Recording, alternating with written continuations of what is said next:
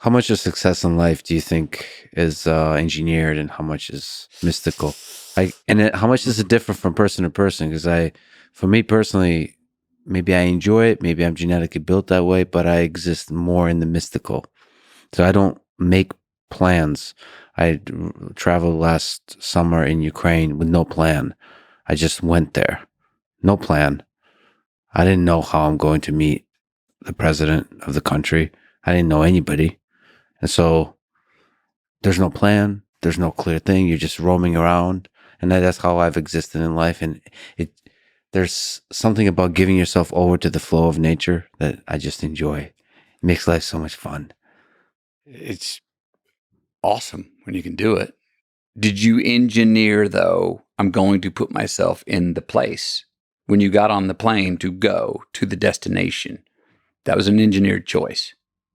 Yes. With the intent of, and maybe I'll meet and I'll run into and I can work up a sit down with.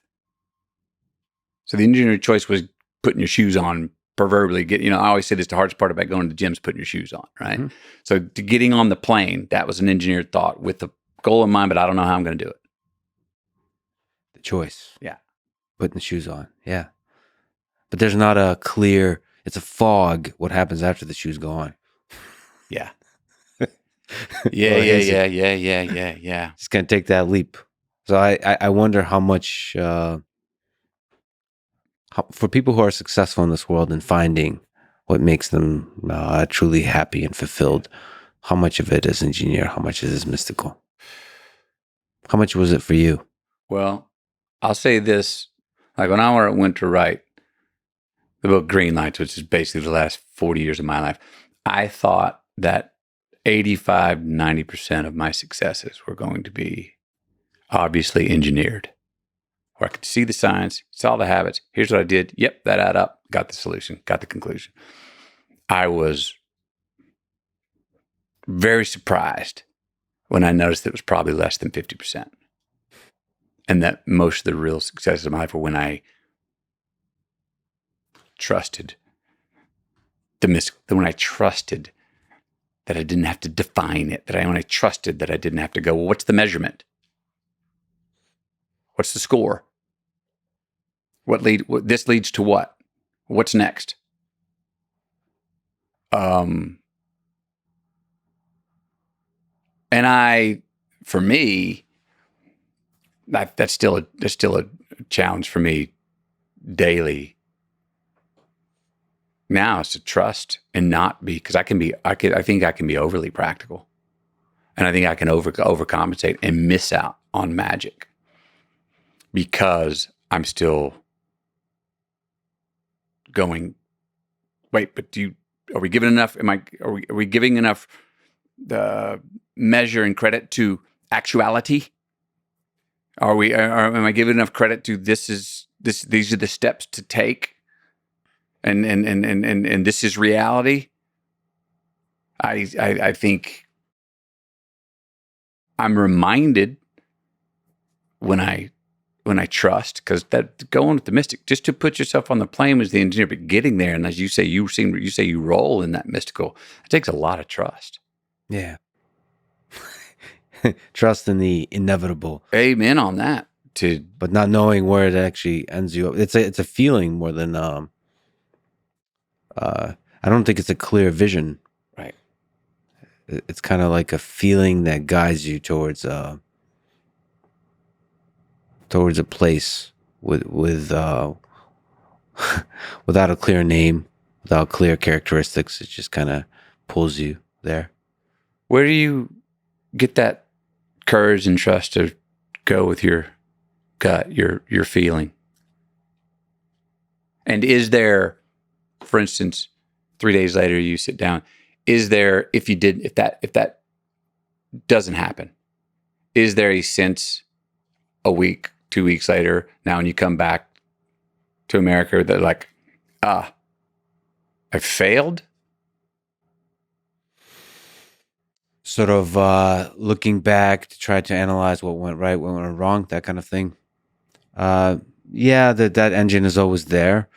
But I think what pulls me forward in life, what makes me really grateful and fulfilled, is noticing the thing you mentioned, noticing the magic, and kind of going towards it.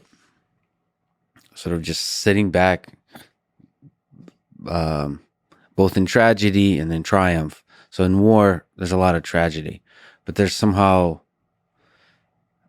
one of the things you see in war. And this is the first war I've experienced and seen the front, is the loss. The people lose their homes and all this kind of stuff. The thing that rises from that is the love for each other. So the people I've spoken with don't give a damn about the home. Don't give a damn about the on farms and the animals they lost. Don't give a damn about having to move and all this kind of stuff. As long as the family's still there, as long as the people they love are still there, and there's like there's a melancholy smile they have on their face. Like, yeah, this world is full of bullshit. It's full of tragedy, but life is fucking awesome. And you just notice that in little ways everywhere. You just sit back and notice the magic. And I want more of that. And just kind of follow along like a little ant. Yeah. Keep noticing that kind of thing. But I don't know. I hope, what I think it is other people notice that you're the kind of person that notices it. And they're like, I want to hang out with that person. He seems all right. Like he seems one of the good ones, one of the good ants. do you have any certain non-negotiable structure before that freedom to go with the feeling? I think so. There's a set of principles of just basically integrity, of being good to other people. Like whatever that means for me. There's specific things. Like I'm really into loyalty above the law. Right. There's a kind of like, there's a circle of friends I have, and that means everything. There's just a basic deep kindness towards others. Empathy towards people that others might label as even evil. I have that kind of empathy. I believe all of us have the capacity to do good and evil. And so I just kind of see everybody as little babies that grew up in different conditions. And so some do evil, some do good. And there's all kinds of other principles. I love the dynamic between the different humans and their full diversity. I love the dynamic between the masculine and the feminine. I enjoy it. The dance of it. Yeah. So you have a constitution with which you embark. You do too. Into chasing. Yes, I hope so. And for me, I'd like to. It's inspiring to hear someone like yourself go. I go and I just land and I just go. I'm going to feel it. I can go back and go, yeah, my greatest truths I've crossed, my greatest successes in my life were when I just trusted that and go, I took a one-way ticket. Amazon, Africa. Yeah. And those were spiritual and very pragmatic because they led to dealing with succeeding in other ways that are more pragmatic 100% and gave much more meaning to those things. But that's to be able to go out and say that's how do you have family? I really want to get married and have kids, but I'm not married and don't have kids yet. Okay. So actually, one of the nice things about that is you can take bigger risks. Yes. So while I'm not married and don't have kids, I feel I owe it to myself to go to the Amazon. Yes. Throw that backpack on and a one-way ticket. Yeah. Yeah, because that does get harder to do. Yeah. I miss that. Sometimes the whim, a song that comes on, Yeah.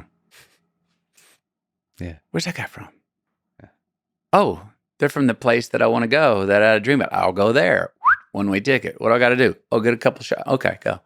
That there's that was fun to do that. Just get up and go. You're free to go. Yeah. And go, when are you back? When I get there? Yeah. It's a beautiful, beautiful thing. Maybe never. Yeah.